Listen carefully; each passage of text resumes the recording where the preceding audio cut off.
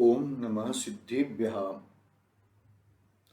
नमो अरिहन्ताणं, नमो सिद्धाणं, नमो आयर्याणं, नमो वज्रायाणं, नमो लोये सुवसाहुणम्।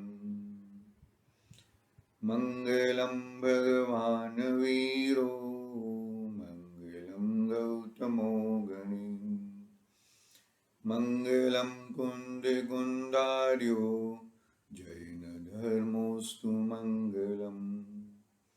सर्वमंगल्य मंगल्यम सर्वकल्याणकारकम, प्रधानं सर्वधर्माणां, जैनं जयतु शासनम्, जैनं जयतु शासनम्।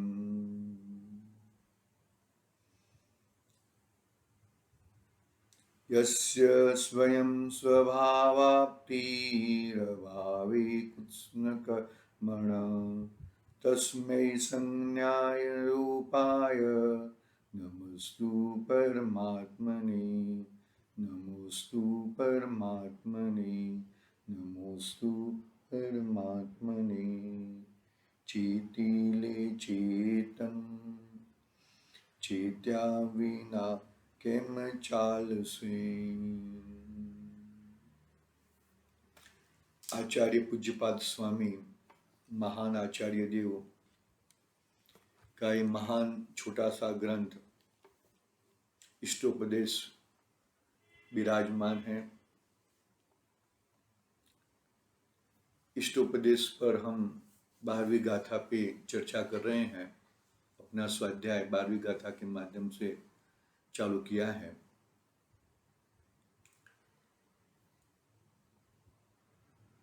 बारहवीं गाथा में ऐसा बताया कि विपदा कंटिन्यू आती रहती है।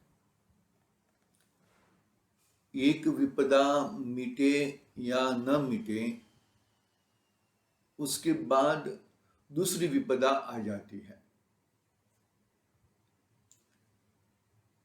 कंटिन्यूटी, क्योंकि तूने ऐसा एक भी समय नहीं है कि जो तूने कर्म नहीं बांधे हो। बराबर, ऐसा एक भी समय नहीं है। कर्म कब नहीं बांधे जाते कि तू अपने निज द्रव्य के पास रहेगा। कंडीशन क्या है? तू अपने द्रव्य, तूने पर द्रव्य के पास रहा है तो वहां पे तू इष्टनिष्ठ बुद्धि, राग द्वेष वाला विकारी भाव, वो सब होने वाला ही है। क्रोधादि भाव, वो सब होने वाले ही है। तो तूने एक समय के लिए भी तू अपने द्रव्य के पास, अपने जीव तत्व के पास तू नहीं रहा। इसके लिए ये तो भाव आते ही रहने वाले हैं, भाव होते ही रहने वाले हैं। और वो भाव की है तो कर्म बंधन होने वाला ही है, और कर्म बंधन से कर्म उदय में आने वाले हैं। एक समय यदि जो तूने, एक समय तूने अपने भगवान आत्मा का वेदन किया हो, तो वो समय कर्म नहीं बंधे हैं, वो समय कर्म नहीं बंधते हैं, तो वो ही तेरा कार्यकारी हो सकता है। अरे अपनी वस्तु का वेदन एक समय में हो जाता है, और वो एक समय कब आएगा भाई? अभी अभी आने वाला है ना। अभी कितना बजे है भाई? चलो भाई 7:30 बजे हैं, बरोबर है। तो अभी 7:31 पे अपना 31 मिनट पे, इतने सेकंड पे, इतने समय पे आने वाला है। तो वो टाइम पे हम लोग, ऐसा नहीं है वो समय कब आने वाला है वो तुझे कैसे मालूम पड़ने वाला है? तो तुझे तो हर समय, कहते हैं गुरुदेव का बोल है ना कि तेरा अंतिम काल कब सुधरेगा? कि तूने जीवन के हर काल सुधारे होंगे, तब तेरा अंतिम काल सुधरेगा भाई। तो विपदा ही कंटिन्यू आती ही रहती है, आती रहती है। क्या उदाहरण दिया कि पहले गांव में, आज तो 1500-1600 पहले का आचार्य देव का ग्रंथ है।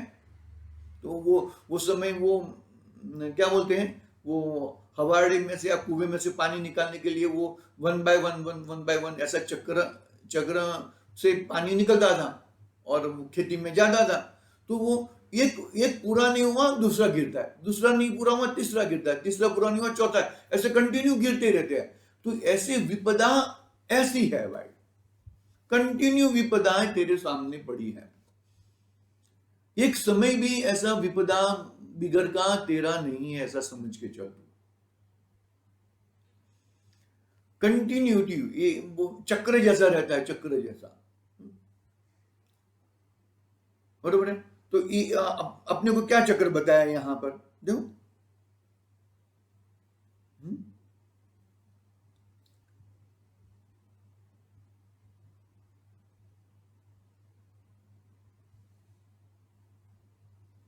कहां गया वो पैराग्राफ, पैराग्राफ था। संसार चक्र का मूल कारण मिथ्यात्व और राग द्वेष ही है। कारण कि उनके निमित्त से कर्म बंध होते हैं, कर्म बंध से गति प्राप्त होती है, गति से शरीर होता है, शरीर से इंद्रियां मिलती है, इंद्रिया से विषय ग्रहण होता है, और विषय ग्रहण से वापस राग द्वेष करता है, और राग द्वेष से वापस कर्म बंधन होती है। ऐसे ऐसे कंटिन्यूटी चलती ही रहती है। भाव कर्म से द्रव्य कर्म, द्रव्य कर्म से नो कर्म से वापस राग द्वेष करेगा, वापस भाव कर्म वापस द्रव्य कर्म, और द्रव्य कर्म से वापस नो कर्म। ऐसी निरंतर कंटिन्यूटी चलती रहती है। तो फिर विपदा तो तुझे आने वाली है, तूने जैसा मांगा है ऐसा तुझे मिला है। बाकी ऐसा तू नहीं मांगेगा और तेरे को मिल जाए, ऐसे कर्माण वर्गणा यानी कर्म एकदम तुम क्या बोले ईमानदार है। तू बोलेगा, तू उसको आवकार देगा तो ही वो आते हैं, बाकी अन्यथा नहीं आते। कर्माण वर्गणा ठसोठस बड़ी हुई है पूरे 3 लोक में। तूने उसको बुलाया, तूने उसको आवकार दिया तो ही वो आते हैं, बाकी अन्यथा वो आते नहीं है। विपदा तूने स्वयं बताया ना, 3 अंगल वाला वो त्रिशूल, वो खुद गिराया है तूने, खुद गिराया है भाई। संभालना, अपने आप को संभालना। वो ट्रैक्टर, अभी तो ट्रैक्टर के पीछे आ जाते हैं, पहले बैल के पीछे वो लगाते थे। तूने खुद गिराया है भाई, तूने विपदाएं खुद खड़ी की है। एक के बाद विपदाएं चलती, वही उसका नाम ही तो संसार है भाई। और हमारे भगवान संसार से दूर हो चुके हैं, राग द्वेष को हटा दिया है। कल हमने लिया था ना, क्या लिया था, जिसने राग द्वेष कामादि जीते, वही हमारे भगवान है, जिसने राग द्वेष कामादि और वितराग हो चुके। राग द्वेष हरेक वितराग, अरागीपना प्रकट करके मैं अरागी हूं, राग मेरा कार्य नहीं है, राग से मैं भिन्न हूं, वो पकड़ के अरागीपना प्रकट किया। आई बात सुन में भैया,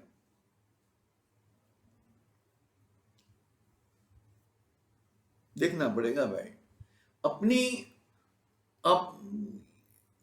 इसका सुधार स्वयं ही कर सकता है, दूसरा के पल्ले की बात नहीं है। गाथा बार पढ़ते हैं हम।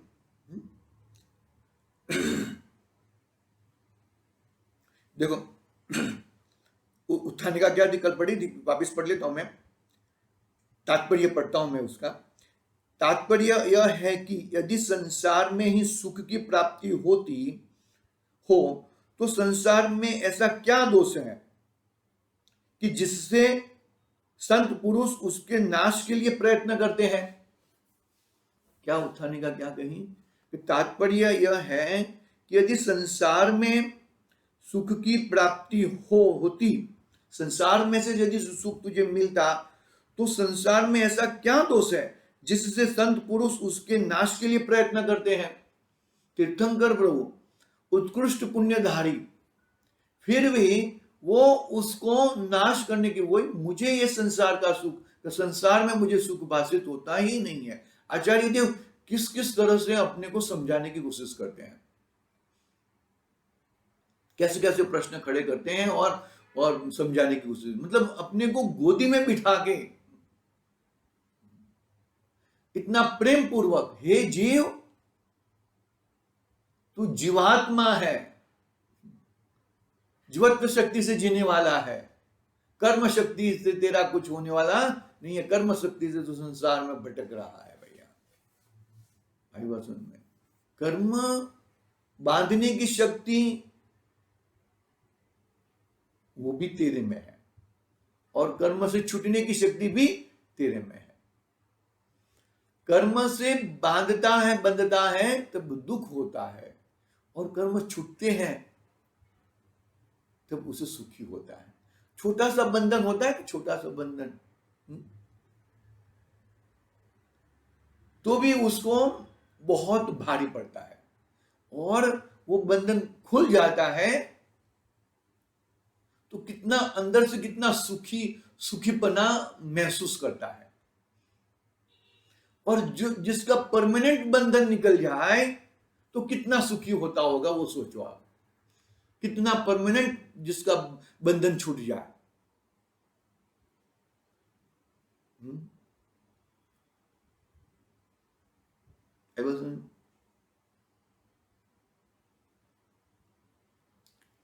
गाथा पढ़ता हूं मैं, उत्थानी का पढ़ी कि संसार में यदि सुख होता तो क्यों तीर्थंकर, क्यों प्रभु त्यागते, तीर्थंकर भगवान वो संसार को क्यों त्यागते, ऐसा प्रश्न किया ना। तो देखते हैं, देखो, विपद भव पदावर्ते पदी के वाति वाह्यते यावत्ताव बद्ववन्त्यज्ञा प्रचुरा विपदपुरा। हिंदी अनुवाद पढ़ता हूं मैं। विपदा कटले नहीं, बाट बहु सी जोय, रहट बंधा घट कूप में, कभी न खाली होय।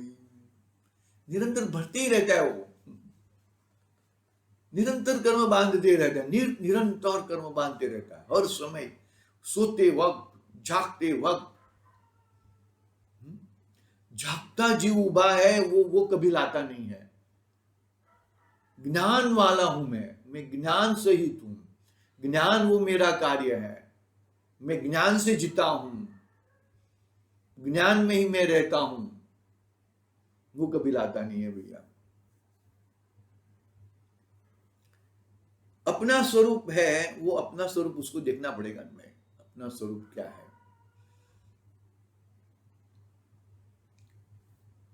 अन्वयार्थ पढ़ते हैं।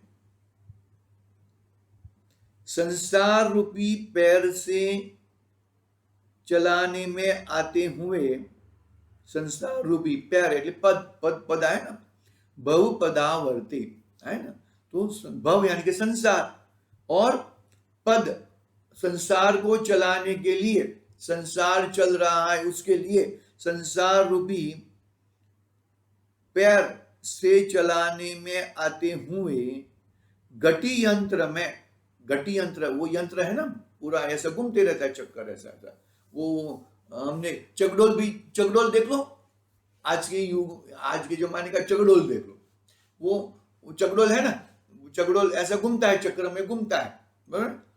एक चकडोल कैसा है कि वो जो अंदर के है ना, कुएं में जाता है, और कुएं में जाके वो पानी भर के बाहर आ जाता है और बाहर फेंक देता है, कुएं में जाके वापस खाली होके जाता है, वापस भर जाता है, वापस फेंक देता है। ये निरंतर उसकी संतति चलती रहती है। देखो, संसार रूपी पैर से चलाने में आती हुई गति यंत्र में एक पलटी समान एक विपत्ति दूर करे, उससे पहले तो दूसरी बहुत विपत्तियां सामने उपस्थित होती है। एक तोड़ता है, एक साधता है, 13 टूटते हैं। संसार का यही है, एक तोड़ने के लिए जाएगा, कितने सामने आ जाएंगे? 13 आ जाएंगे। समझना पड़ेगा किस तरह से हम अपना कार्य करें, किस तरह से हम आगे बढ़े। कर्म में बैठ के कर्म नहीं खपे जाएंगे भाई। कर्म खपाने के लिए तुझे कर्म से रहित, यानी कि कर्म से विरुद्ध भाव, आश्रव से कर्म आना, यानी कि आश्रव भाव, आश्रव बंध भाव। तो आश्रव बंध भाव से दूसरा संवर निद्रा भाव तुझे पकड़ना पड़ेगा। कर्म आ रहे हैं तो कर्म आने के लिए पहले रुकाना पड़ेगा, और फिर पानी को, मतलब वो है ना, क्या बोलते हैं उसको, नाव का उदाहरण। नाव चल रही है, कहाँ चल रही है कि भाई नदी में चल रही है, और एक छेद हो गया तो पानी आने लग गया, पानी भरने लगा, नाव डूब जाएगी। क्या कहा? नाव डूब जाएगी। तो पहले क्या करना होगा भाई? पहले पानी नहीं निकालो, पहले वो जो छेद है वो छेद को बंद करो। क्या करो? वो छेद को बंद करो। वो छेद बंद करने से क्या होएगा, क्या फायदा होएगा कि वो छेद बंद करने से नया पानी आना बंद हो जाएगा। नया पानी आना बंद हो जाएगा तो क्या होएगा?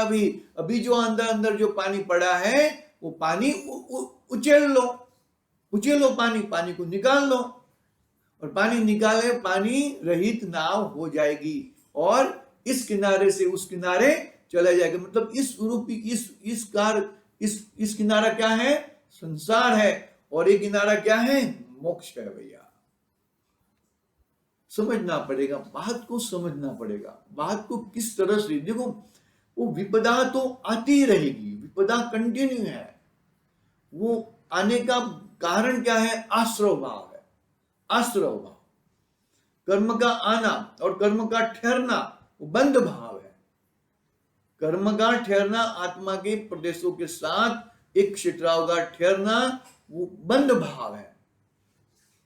बंध भाव किसी को पसंद नहीं है, कितना भी अच्छा रहने दो, सोने की बेड़ी हो तो भी बंध भाव। अरे ये आजकल अभी वो गहना बहना पहनते हैं ना, शादी वादी में जाते हैं, गहना पहन तो इमीडिएट निकाल दो, कब निकाल दो। अरे यार 10 तोले का हार पहना है ना, अभी तो ऐसा पहनते ही नहीं है। अभी तो क्या बोलते हैं, अभी तो वो जूठा पहनते हैं, डर लगता है सबको। कर्म से डर नहीं लगता उसको कर्म से डर लगना चाहिए,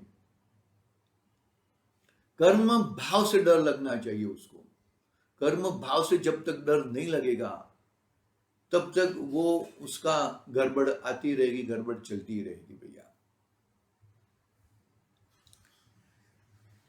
कर्म कंटिन्यू क्यों उदय में आते हैं? कि तूने कर्म कंटिन्यू बांधे हैं भाई, कर्म तूने कंटिन्यू बांधे हैं, इसके लिए कर्म उदय में आते ही रहेंगे। और यदि जो तू अपना वस्तु को पहचान लेगा, अपना द्रव्य को पहचान लेगा, अपना तत्व को पहचान लेगा, अपने तत्व में क्या चीज है वो पहचान लेगा, तो जरूर वो कर्म तो अलग तत्व है और तू अलग तत्व है। कर्म अजीव तत्व है, आश्रवबंध तत्व वाला है कर्म, और तो चेतन तत्व है। तो दोनों के बीच में क्या है? अत्यंत अभाव है, कुछ वो प्रॉब्लम नहीं है। तो तुझे क्या करना होगा? तुझे ये करना होगा कि भाई तू अपनी चीज को पहचान ले, अपनी वस्तु को पहचान ले, अपनी वस्तु को पहचान कर तू अपना कल्याण की ओर लग जा। समझ में आना चाहिए बात को। समझाए ऐसी बात है, नहीं समझाए ऐसी नहीं है। आचार्य देव ने जो भी बात लिखी है वो जीव को समझ में आए। हम कुछ लिखते हैं तो दूसरा कोई पढ़ सके उसके लिए लिखते हैं ना। हम हमारे लिए लिखे वो तो ठीक है, लेकिन दूसरा भी पढ़ सके। बोलते हैं तो बोलते हैं तो भी दूसरा सुन सके, दूसरा समझ सके, उसके लिए बोलते हैं। तो इस तरह अपना कार्य अपने लिए करना है तो ये अपना कल्याण होएगा। देखो आगे पढ़ते हैं, टीका पढ़ता हूं मैं। विपदा को, आश्रव भाव को रोकने के लिए संवर भाव खड़ा करना पड़ेगा, और वो संवर भाव तेरे अंदर है, तेरे जीव तत्व का है वो। तो वो संवर भाव को पकड़ने के लिए तू अपनी तत्व को, अपनी वस्तु को पकड़ेगा। आश्रव भी पैदा होता है तेरे अंदर, आश्रव भी तेरे अंदर पैदा होता है, और क्या, बंध भी तेरे अंदर ही होता है, तू ही बंधा जाता है। बरोबर है। वाहन के उदाहरण से है ना, समयसार में चारों बाजू से पानी ने घेर रखा है, तो कहते हैं कि वह वाहन बंधा गया है कि नहीं भाई, तू वो टाइम पे शांत हो जा। कषाय के समय में तू शांत हो जा, शांत हो जाएगा तो वो तो कषाय का स्वरूप ही ऐसा है कि वो थोड़े समय के बाद शांत हो जाने वाली है। सीधी बात है, शांत हो जा, अपने को शांत स्वभाव रूपी देख ले, तो ही तो चलता है भैया। अपना घर भी ऐसे चलता है, कोई गुस्सा हो गया तो दूसरे को शांत होना है, और दूसरा गुस्सा हो गया तो उसको शांत होना है, तो ही चलेगा, बाकी कैसे चलेगा।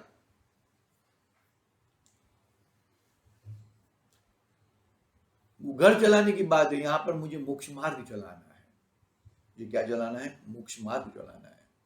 तो मोक्ष मार्ग में मानोगे क्रोधादि भाव भी मेरे अंदर पैदा होते हैं, और मोक्ष मार्ग के आश्रवादी भाव मेरे अंदर है, और संवर आदि भाव भी मेरे अंदर है। तो संवर से मुझे क्या होता है? दुख होता है कि नहीं भाई, संवर से मुझे सुखी होती है, और क्रोधादि भाव से मुझे दुखी होता है। तो मुझे राग द्वेष आदि वाले भाव, क्रोधादि वाले भाव भले मेरे अंदर पैदा होते हैं, तो मुझे उससे दुख होता है, तो मुझे उसको हटाना है। कैसे हटाओगे? तलवार से हटाओगे? किससे हटाओगे? नहीं भाई, मैं मेरे आत्म स्वभाव को पकड़ूंगा, मैं मेरी चीज को पकड़ूंगा, तो ऑटोमेटिक वो भाव चले जाएंगे, उसको फिर आने की बात नहीं रहेगी। और मैंने यहां तक अपनी मतलब ये यहां तक कल तो बात हुई थी, यहां तक हमने अन्वयार्थ पढ़ा था, छोटा ही पढ़ा था, ऐसे ही पढ़ लिया था अन्वयार्थ। अभी हम टीका पढ़ते हैं। देखो क्या पढ़ते हैं, टीका में क्या करते हैं। दूर करते हैं, अतिक्रमते हैं, प्रेरते हैं, उससे पूर्वक कौन है? दूर करते हैं, क्या विपदा को हम दूर करना चाहते हैं, अतिक्रमते हैं, प्रेरते हैं, उससे पूर्वक कौन है वह? विपत्ति अर्थात दुख। दुख किसको पसंद है? किसी को भी पसंद नहीं है। एक छोटी सी चिट्ठी को भी दुख पसंद नहीं है। क्यों दुख पसंद नहीं है? क्योंकि दुख से उसको हटना है, दुख से वो दुखी होता है, उसको सुखी पसंद है।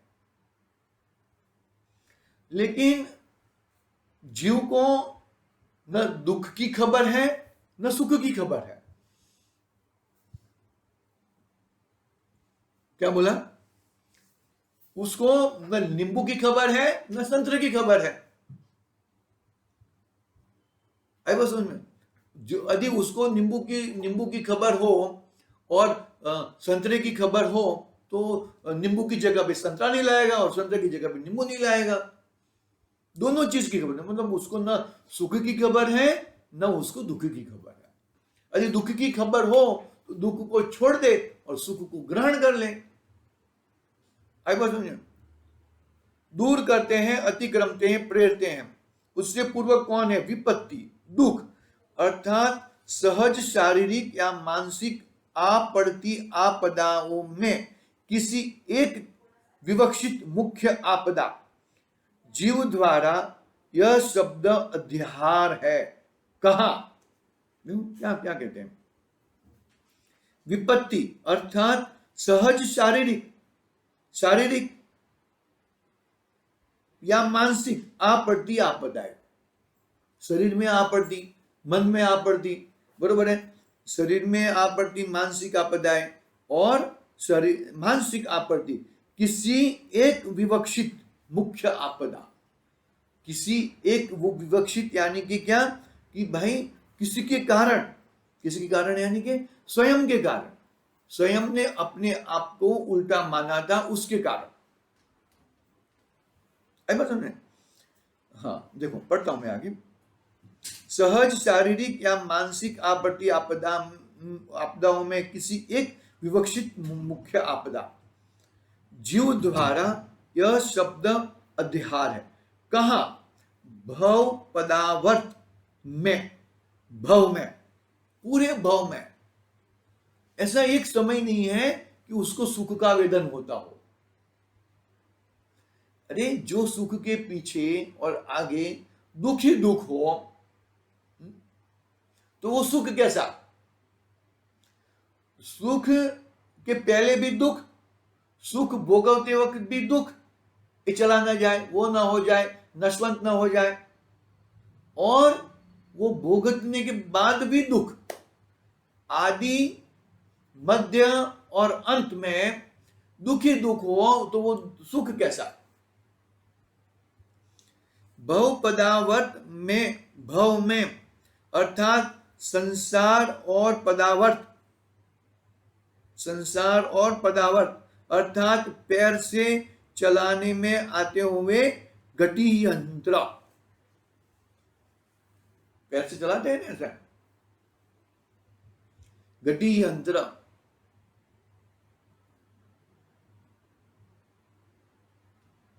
मतलब संसार कैसे चलता है? संसार इसी के कारण चलता है भैया। किसके कारण चलता है संसार? बताओ। साइकिल कैसे चलती है? ऐसा ऊपर नीचे ऊपर नीचे ऊपर नीचे पैडल होते हैं ना। इस तरह ये जीव किसी में इष्ट बुद्धि, किसी में अनिष्ट बुद्धि, ये अच्छा है, ये बुरा है, क्रोध मान माया लोभ अनादि से वो चला रहा है, अनादि से वो चला रहा है। देखो क्या कहते हैं यहां पर, भव पदावर्त में, भव अर्थात संसार और पदावर्त में। संसार तो है, किसका नाम संसार है? किसका नाम संसार है? पत्नी, पुत्र, पिता, माता, घर बार, सोना चांदी, दास दासी, जोर, जर, जोरू और जमीन, वो संसार है? नहीं, वो संसार नहीं है। उसको अपना मानना वो संसार है। क्या कहा? उसको अपना मानना। वो मेरे हैं, मैं उनका हूं, वो मेरे हैं, मैं उनका हूं, वो जो वो अपनापन मानता है उसका नाम संसार है भैया। उसका अपना नहीं मानेगा, उसको अपना नहीं मानेगा तो संसार रहेगा नहीं।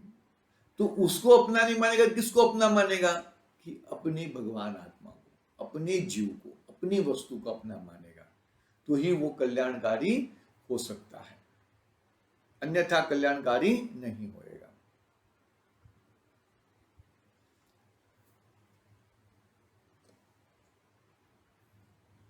हर समय हर घड़ी ऐसे ही घूमता ही रहता है, घूमता ही रहता है। एक कर्म वो कर्म, इष्ट अनिष्ट, इष्ट अनिष्ट, इष्ट अनिष्ट, उसको चलता ही रहता है। भव पदावर्त में, भव संसार और पदावर्त अर्थात पैर से चलाने में आता हुआ घटी यंत्र। पैर से चलाने, वो ये मालूम मशीन चलाते हैं ना, ये स्विंग मशीन, जो वो ऐसे घट से चलाते हैं, ऐसे ऐसा पैर करते हैं, वो घूमता रहता है। ऐसे ही वो ये अच्छा है, ये बुरा है, ये अच्छा है, बुरा है, अच्छा है, बुरा है, वो बस अनादि से वही चलता रहता है, वही चक्कर घूमता रहता है, घूमता रहता है, घूमता रहता है, घूमता रहता है। चक्र को घुमाना वो भी तू करता है और चक्र को रुका सकता है, वो भी तेरे हाथ की बात है, और किसी के हाथ की बात नहीं है। चक्र को घुमाना और चक्र को रुकाना तू ही कर सकता है, और कोई अन्यथा और कोई कर सकता नहीं है। देखो क्या कहते हैं,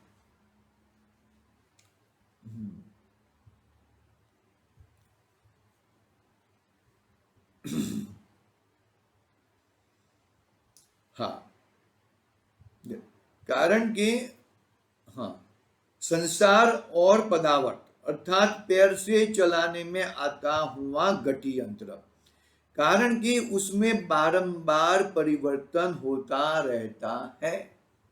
बारंबार अपने को लगता है ना, अपने को क्या लगता है कि ये अभी अभी अभी क्रोध करूंगा ना, तो क्रोध से वो लोग मेरे को मानेंगे, फिर क्रोध से नहीं माने तो फिर मान बढ़ा देगा, ऐसा बैठ जाएगा साइड पे, फिर वो मान से भी नहीं मानते तो फिर क्या करेंगे, माया, मैं तुझे ये दूंगा, हाँ मुझे तेरे को ये दे दूंगा, मैं तेरे को ये दूंगा। रावण का उदाहरण देखें, रावण और सीता मैया का।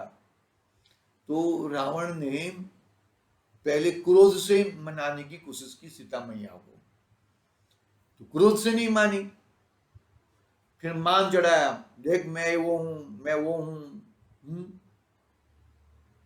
मैं तेरे उसको राम को मार दूंगा, वो कर दूंगा। फिर माया, तेरे को पटरानी बना दूंगा, तेरे को वो कर दूंगा, बरोबर है। फिर लोग निरंतर एक बाई वन वो चलाते ही रहता है, कुछ न कुछ करके लोभ देके, मैं तेरे को ये कर दूंगा, तो तू इतनी बड़े महलों की रानी महारानी हो जाएगी, पटरानी हो जाएगी, वो हो जाएगा, फलाना हो जाएगा। अरे भाई तू जरा देख ले, जरा वो जो तू मांग रहा है, जो तू, वो हकीकत में वो चीज तेरे पास है कि नहीं है, तू देना चाहता है, वो हकीकत में तेरे पास है कि नहीं है। तेरे पास नहीं है तो तू कैसे वो अपना मान सकता है उसको। पैर से चलाने में आता हुआ घटी यंत्र, कारण के उसमें बारंबार परिवर्तन होता रहता है। घटी यंत्र जैसे संसार में किसकी तरह पदाक्रांत पैर देकर चलाने में आती पटली की तरह, पैर से चलती है ना, पैर से साइकिल चलती है, पैर से वो चलती है, वो पैर से, देखेंगे हम उसका थोड़ा, पढ़ लेते हैं पूरा पैराग्राफ। हाँ, दूर करके उसके पहले ही, अर्थात एक पटली व्यतीत हो और दूसरी पटली, मतलब एक ऊपर एक नीचे, एक ऊपर एक नीचे, वैसा होता है ना। तो इस तरह इस संसार की विपदाएं एक जाती है दूसरी आती है, एक जाती है दूसरी आती है। अरे एक जाती है 13 आती है, एक जाती है 13 आती है, तो कितनी कंटिन्यू आती रहती है, आप सोचो। अरे इतनी विपदाओं में ये फंसा हुआ जीव है, तो उसको बाहर निकालना एकमात्र अपना भगवान आत्मा, अपनी वस्तु का निर्णय, वही उसके हाथ में है, और कुछ उसके हाथ में नहीं है।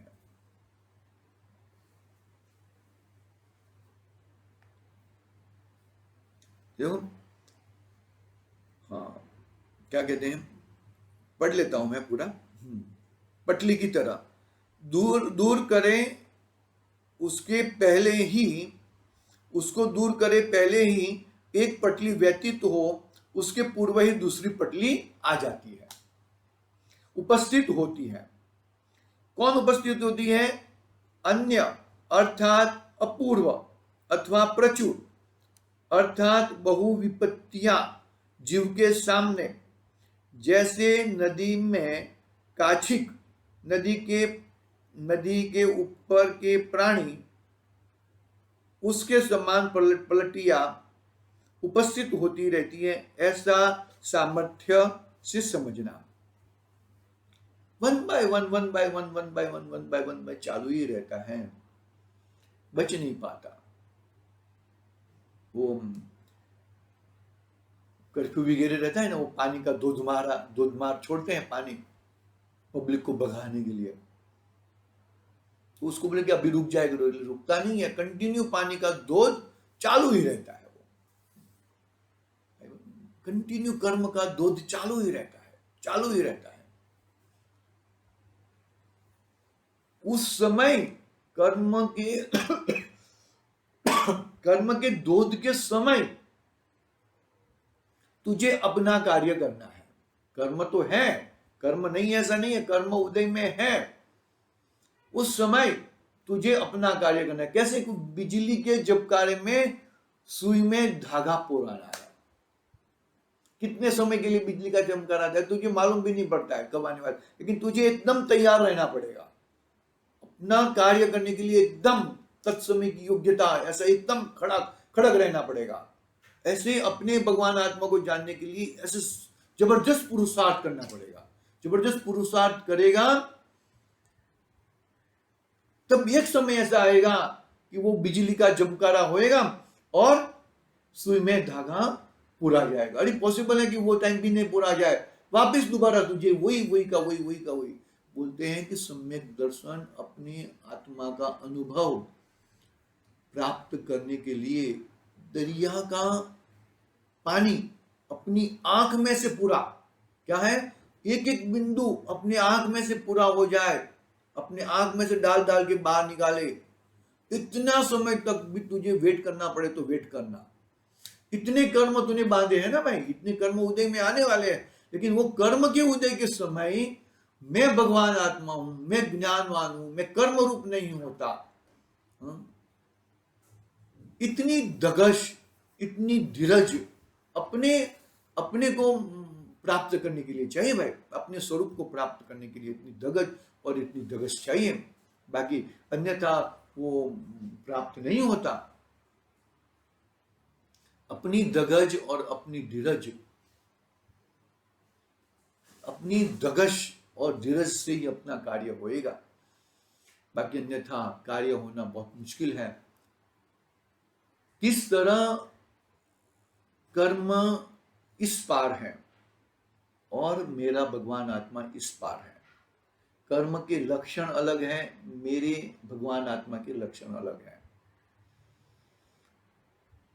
लेकिन दोनों के लक्षण, दोनों के भेद देखकर मुझे सुखी होना है तो मैं किसके तरफ झुकूं, मैं किसके पास जाऊं?